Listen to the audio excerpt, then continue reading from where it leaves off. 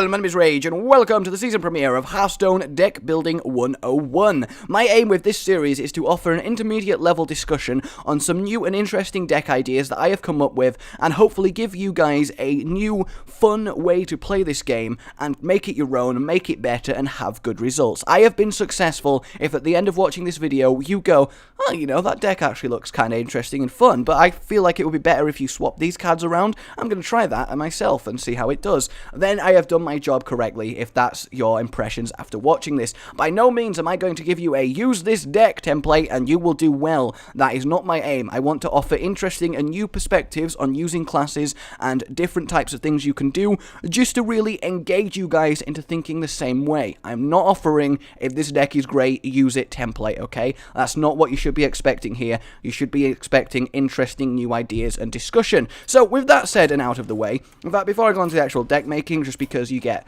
just to give myself a little bit of credibility, I'm not like rank 22 trying to come up with decks and help people, because that would be a little bit silly. Rank 5's not brilliant, by no means, obviously, but, you know, that's where it is. So it's not horrendous, but, you know, it's no legend ranked. Talking of legend ranked, once the ranks get reset in a few days, which they are doing, at least at the time of me making this, then I am going to be going for it hammer and tongs. I'll probably do a video series where I'm on my way to legendary, but that's by the by, and nothing to do with this series. So, what we're going to make today. I want to take a class, normally pigeonholed into a few certain roles, and play it in an entirely different... Apparently saying the word different kills me.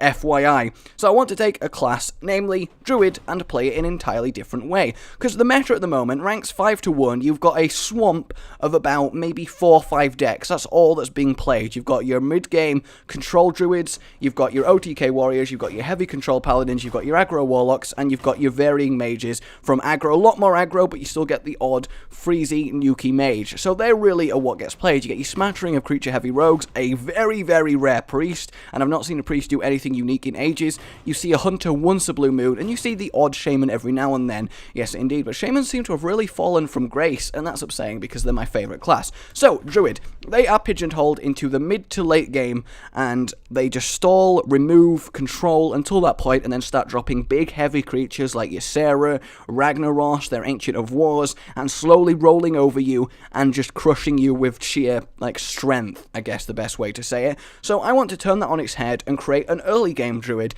namely a Aggro Druid. So what I'm going to call this deck is a basic Aggro Druid. Yes, indeed, because this is going to be your basic template for this style of play with the Druid that I want you guys to take, change, make it better, based on your own personal playstyle and experience, and come back to me and tell me how you got on with this deck. So, what do I want to put in this deck? Well, first, I should probably tell you the reason why I want to make this deck in the first place. Power of the Wild, yes, indeed, Savage Roar, Soul of the Forest, and Force of Nature. These are the 4 Druid cards which make me want to make this deck. Give everything a 1/1. A Global Cleric for 2. Yes, indeed, especially if you're spamming lots of low-cost minions, which indeed this deck will be doing. A Budget Bloodlust, absolutely great. Again, you're spamming loads of minions, obviously giving them all 2 attack is a nice little surge and will surprise your opponent, especially if you can pull this off early game. Maybe turn 1-2, you've got 3 things down, turn 3, give them all 2 attack. You can do about 15 damage on turn 3 or 4, which is really, really cool. Soul of the Forest, give everything a death rattle, so it comes back as a 2-2 Trent, which then, even if your opponent clears your board, they all come back as Trents, you then Savage Roar of them. That's a fantastic position to be in, yes indeed, so you can do some very interesting things early game. I also love the card Soul of the Forest as much as I love Force of Nature. These are my 2 favourite Druid cards, which made me want to build a deck that I can viably put them in, because normally they're not used like at all. Force of Nature, summon 3 2/2 Trents with charge, maybe slightly weak for its 6 mana cost, but still a really interesting card. Has some great interaction with Knife Juggler, and quite a few other things. Obviously, you've got the 10 mana combo of Force of Nature, Soul of the Forest, which can be quite good depending on the board.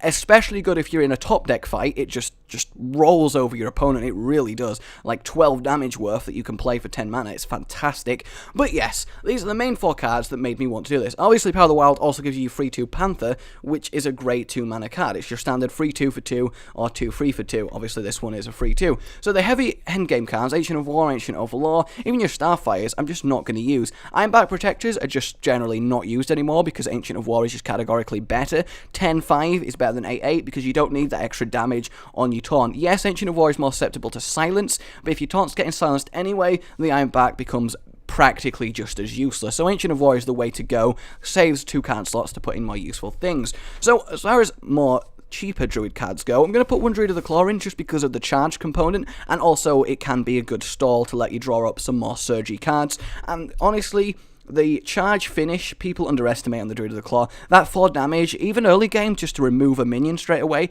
it's a rather good use of this card, and not enough people play the cat form, I feel. And then 1 Keeper of the Drove? 1 Keeper of the Drove! Yes, indeed! No, it gives you your silence, which is useful for stuff like Tyrion Fordring, which is played in nearly every Paladin deck, and some, you know, especially irritating cards with effects, so it's useful to have one. And then again, sort of more aggro-y decks, it's normally always a 2-for-1 because it goes down, it kills like a knife juggler, and then it's a 2-4 body to get through, which is rather difficult to do if it doesn't get soul-fired, for example. So I think having one of these in is generally something that should be considered. 2 Swipes because it's fantastic Druid removal, arguably their best card, just really good for popping Divine Shields, killing that single target, and also really good against cheap aggro decks, especially those pesky freaking Blood Imps that are really too good. Oh, I hate Blood Imps so much. I feel so dirty when I use them. Alright, so we want 2 Wraths just to counter early game aggro, give yourself some draw power. Or we want 2 Claws, again, early game aggro counter ring, and also that armor is rather nice if not all of it gets used in the actual attack. So these 15 Druid cards, I feel, are pretty much the core of this deck. The Druid cards that you probably need to get this working, which means that we now move on to neutrals. An argument could be made for something like a Starfire or a Nourish. The Nourish for the Surge draw later on, but by the time you're getting to Nourish, you're past the prime of the deck, so it won't really save you.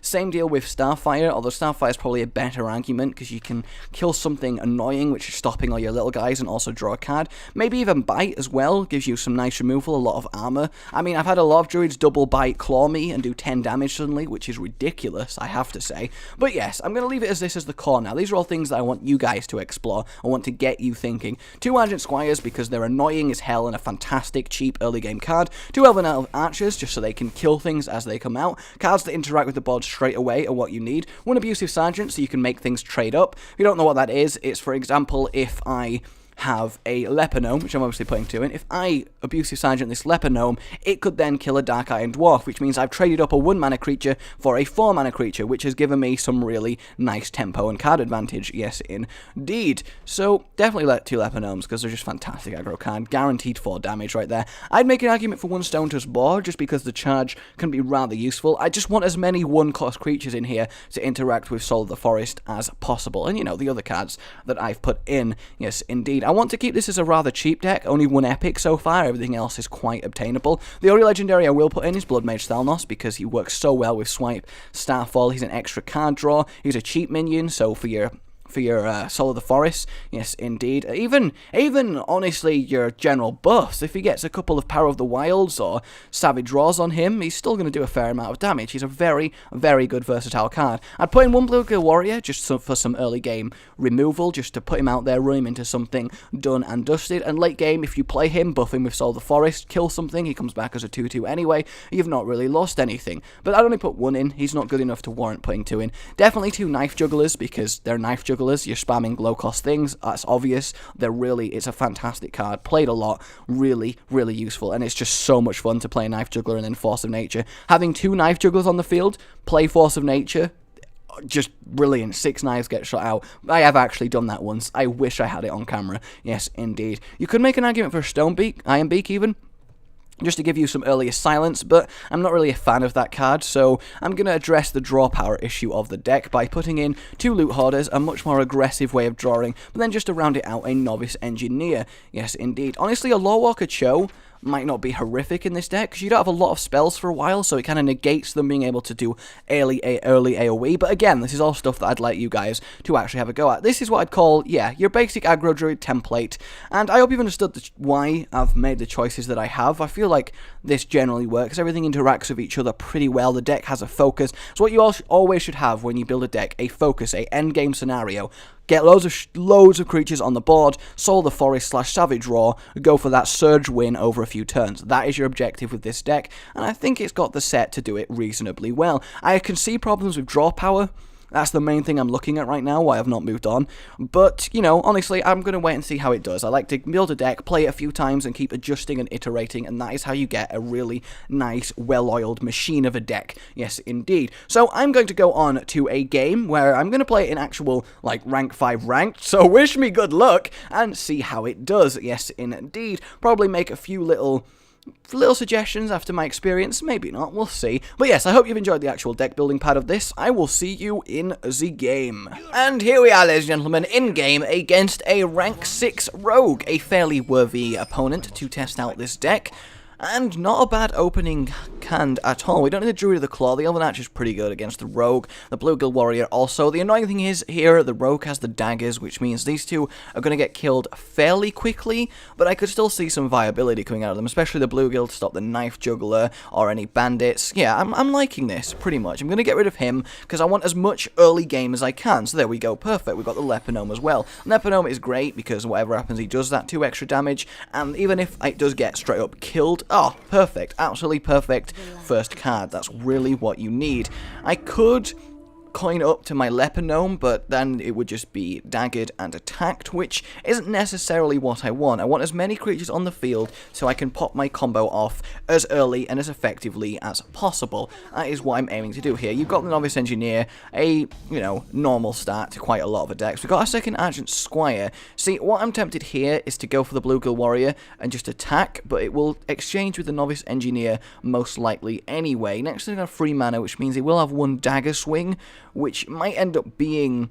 Yeah, so what I'm going to do is I'm going to put my second Argent Squire on the field, coin out the Blue Guild Warrior, and use the Blue Guild Warrior to get rid of the Engineer. The thing about a Druid is that while you're playing aggro, you still have the ability to clear quite a lot of the board, because your cards let you do that, and your cards let you recover quite a lot later on. So I just want to keep up this pressure, have board presence, because once I draw a Soul of the Forest, that's when things are really going to swing in my favour. The Golem, a good card for stopping aggro, I didn't put it in my deck because it's not the best, you know, actually dealing, you know, being hyper-aggressive, etc. So what I could do here, actually, is this will work out quite well. See, I've already got one of my earlier combos that I can do with this deck. So if I play my Elven Archer, and what I could do is use a damage 1 on there, play Power of the Wild, use the 2, use the 2. But the thing is, that's putting a lot of energy into killing this Golem, and I'm not really sure I want to do that. So what I'd rather do at this stage is play my Leponome, and then Power of the Wild, give all of my minions 1/1, make them all just that little bit better, and just start bringing the pain, keep it going, and I've got 2 protected 2/2s, which is a nice stage to be in. If I draw Soul of the Forest next turn, I'll be in a really nice little state. I could do with some card draw. That's maybe one thing this deck already that I've seen could be doing with. I'm quite low on cards compared to my opponent's 6, but my opponent does have to deal with these 3 creatures. The Golem obviously will exchange with the Leponome, which means I can shapeshift and kill it later, unless that's still fine. Is it just going to go straight for me? It is still going to go straight for me, which means I will be killing it next turn, but that is absolutely a-okay. Soul of Forest, that's not bad at all to get, so I will exchange with that. Then I will... Oh, I could Claw, Shapeshift, play that, kill that, and then keep the aggro going. I'm going to do that because that's not a bad move at all to do. Yep, there we go. Do that.